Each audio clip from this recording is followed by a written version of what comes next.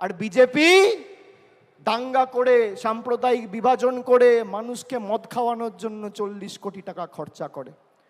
আপনারা ভাবছেন 40 কোটি টাকার মদ কে খাবে?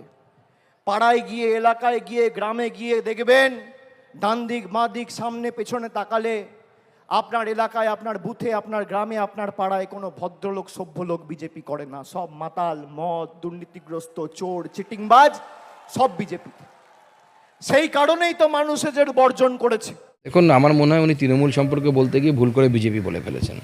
পাড়ার যত পেচি মাতাল তারা তৃণমূল কংগ্রেসের নেতা। কতগুলো ওনার উদাহরণ লাগবে উনি বলুন, জেলা বলুন। উনি হয়তো চিনবেন না, আমি মাতালদের লিস্ট ওনার কাছে পাঠিয়ে দেবো।